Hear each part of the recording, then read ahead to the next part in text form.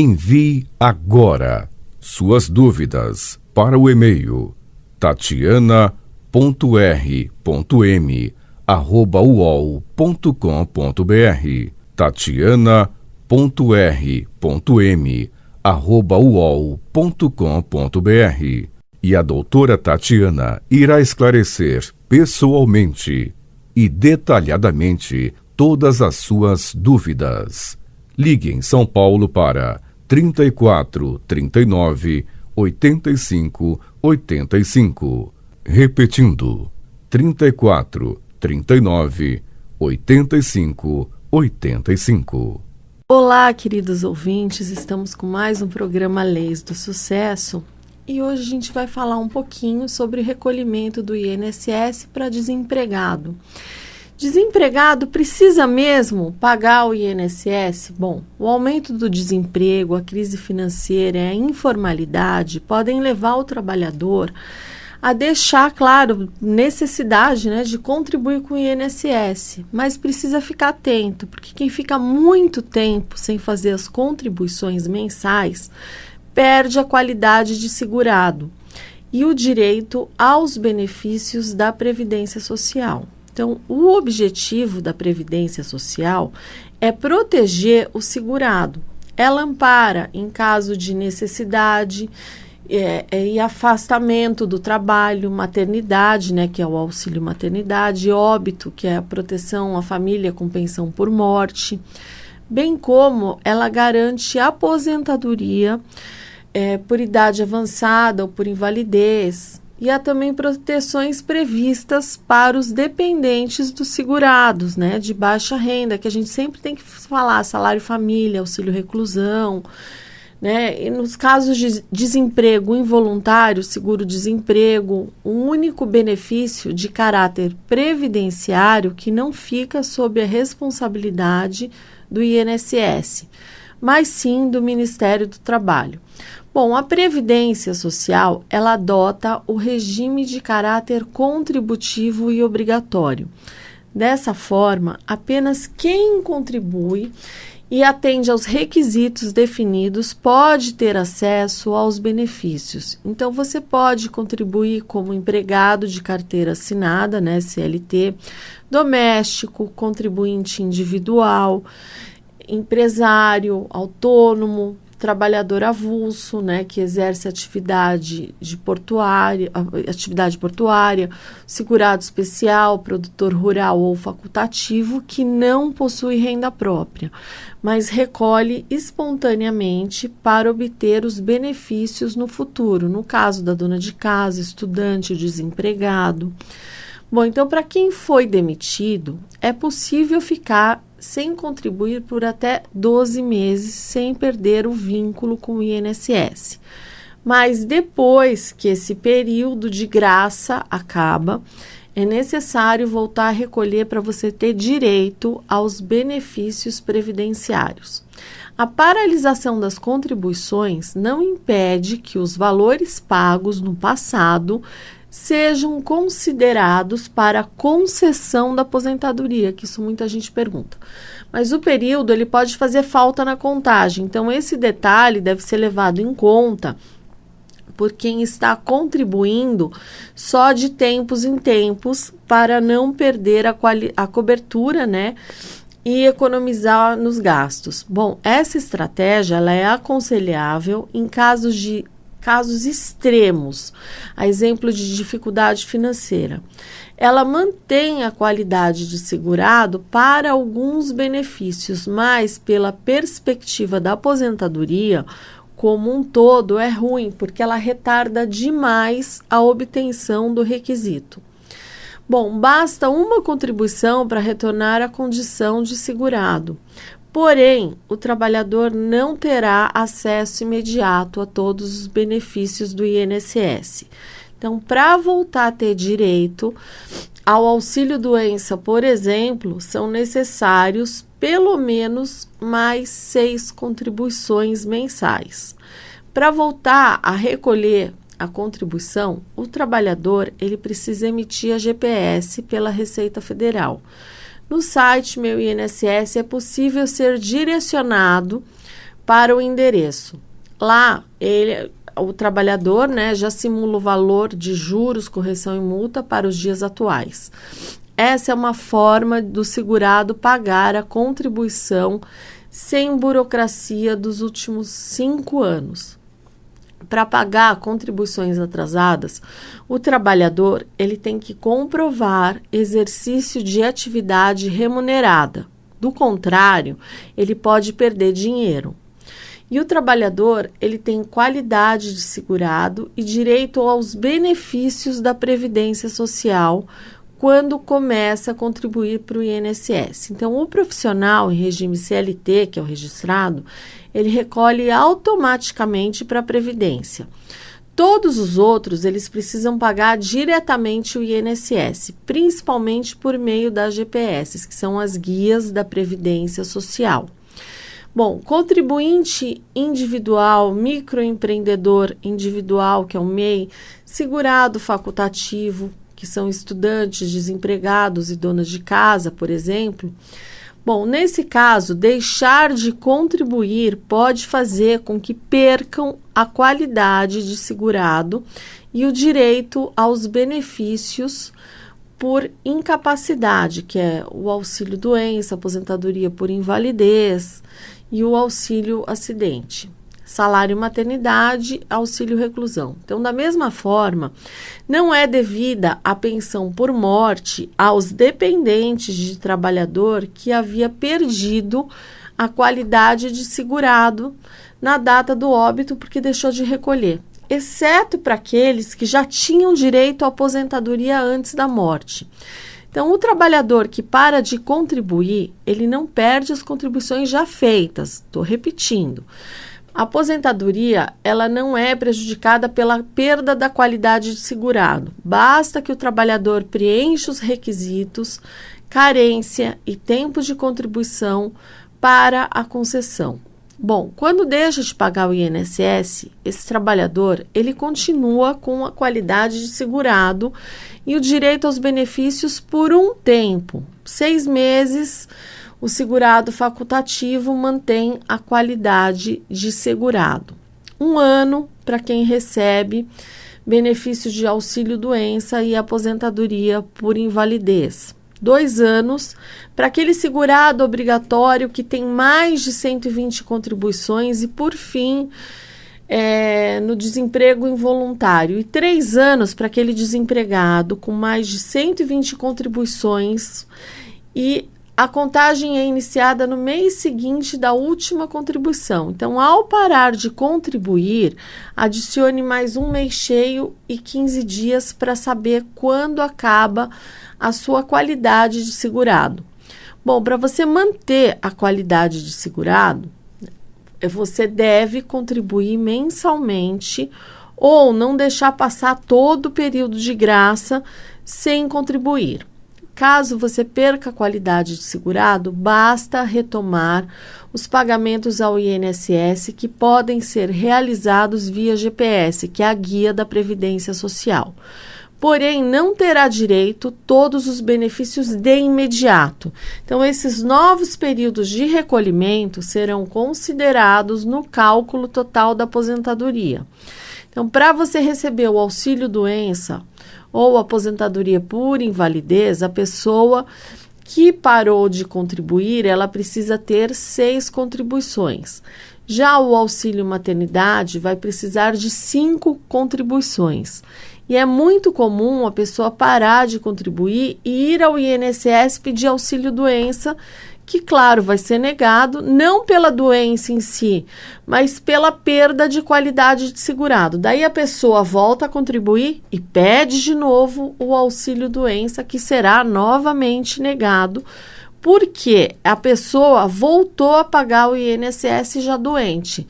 Então, por outro lado, a gente também tem muitos contribuintes individuais que pagam o INSS direitinho, que tiveram Covid, por exemplo, e não pediram auxílio-doença. Eu sou uma delas, mas eu vou pedir sim o auxílio-doença, ou como é conhecido, o benefício por incapacidade temporária, que é o nome dele agora após a reforma. Então, se você paga o INSS e teve Covid, tem mais é que pedir o benefício. Bom, agora, para quem quer voltar a recolher o INSS, qual é a categoria que você deve contribuir? Bom, os segurados do INSS, ou seja, quem contribui com a Previdência, são divididos por categorias, sendo eles os segurados obrigatórios e os segurados facultativos, conforme a previsão da Lei 8213 de 91. Então, o segurado obrigatório, também chamado de contribuinte individual.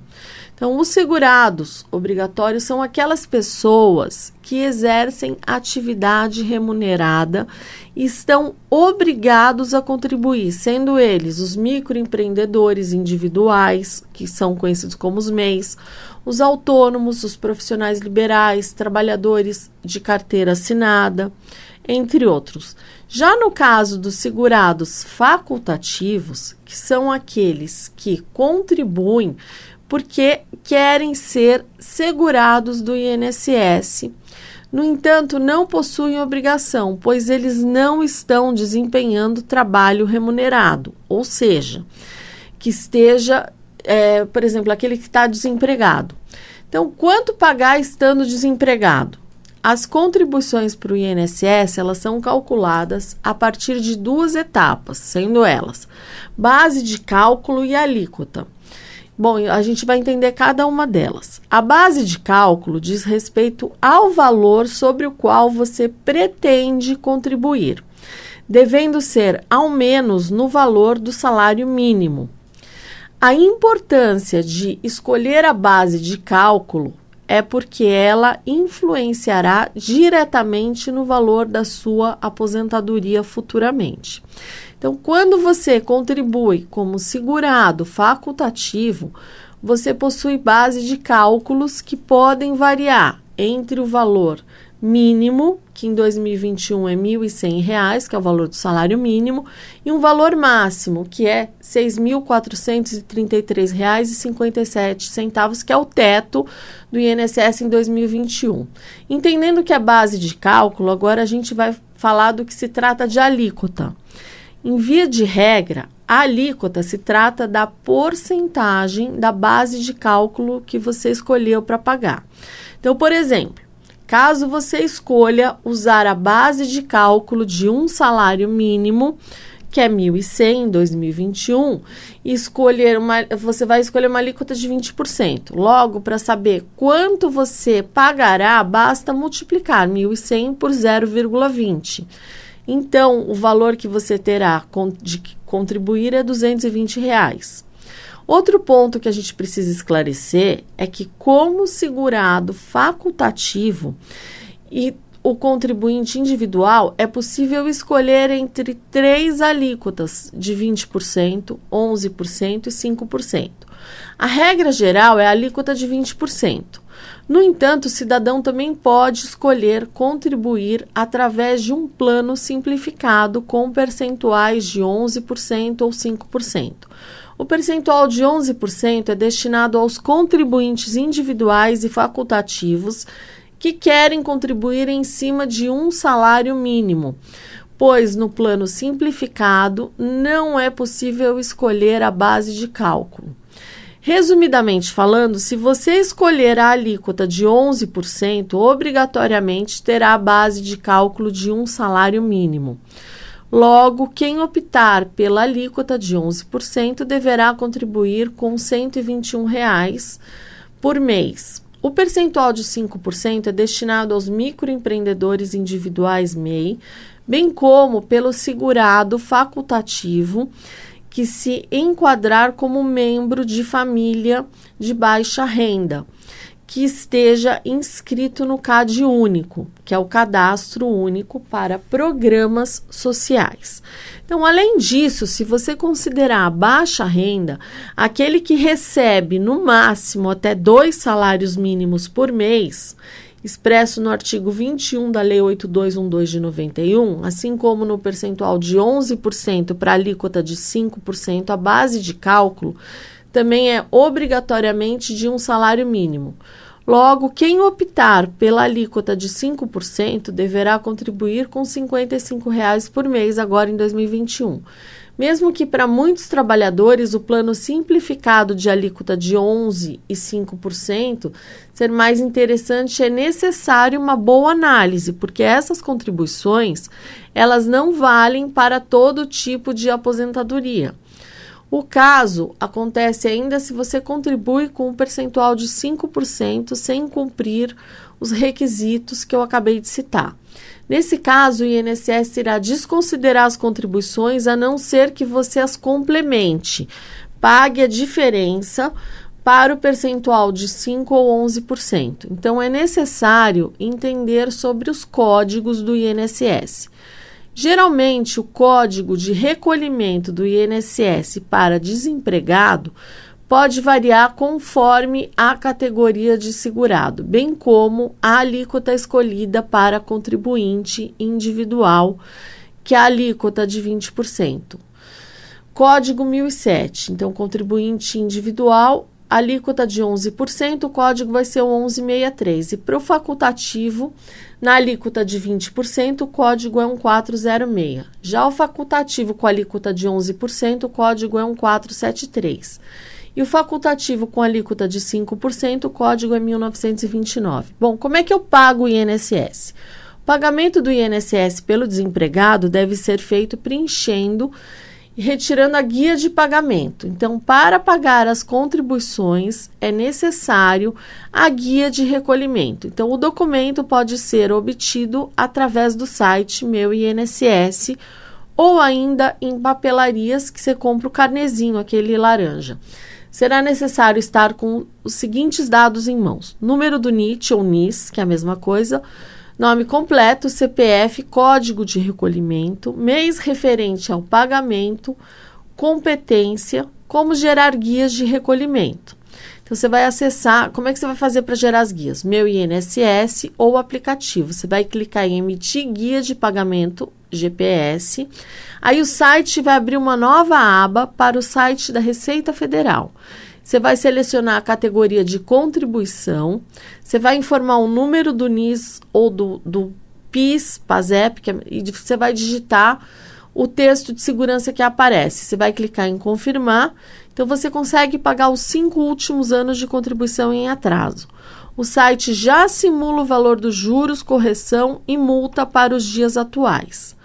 Contribuição como MEI. O MEI possibilita algumas vantagens tributárias a quem tem um negócio. Então, a condição de MEI, ela também autoriza o pagamento de alíquota mais barata de 5%. Então, é sempre, você vai pagar pela alíquota, se você é MEI de 5%, você pode complementar com 20%. Bom, como se inscreve e gerar a guia do MEI? Você vai acessar o MEI Brasil, né, o portal do empreendedor, que é o meibrasil.com, ou pelo site você vai fazer o registro do CNPJ MEI. Aí, a partir desse registro, você gera todo mês as guias dos encargos tributários e previdenciários. O MEI, que é o microempreendedor individual, ele é uma categoria, ele pode ser uma pessoa física equiparada à pessoa jurídica. Em outras palavras, ele não é, de fato, uma pessoa jurídica, mas sim uma pessoa física com CNPJ.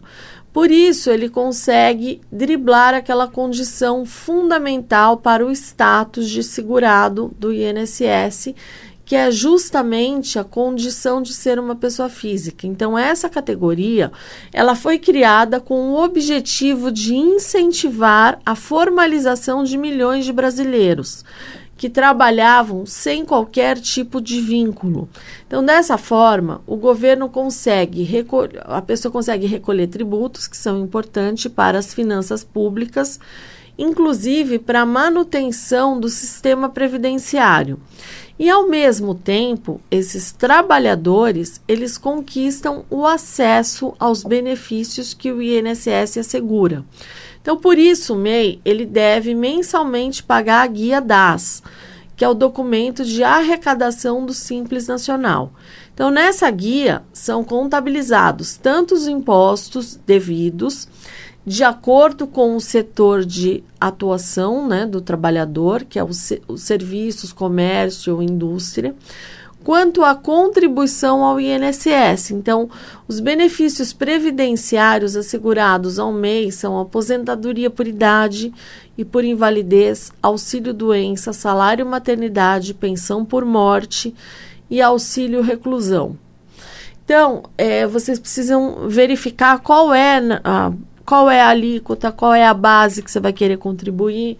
Normalmente um salário mínimo, e o MEI também ele pode complementar o pagamento se ele pretende se aposentar, vamos supor, no pedágio de 100%, no pedágio de 50%, ele pode complementar para que ele possa obter essa aposentadoria.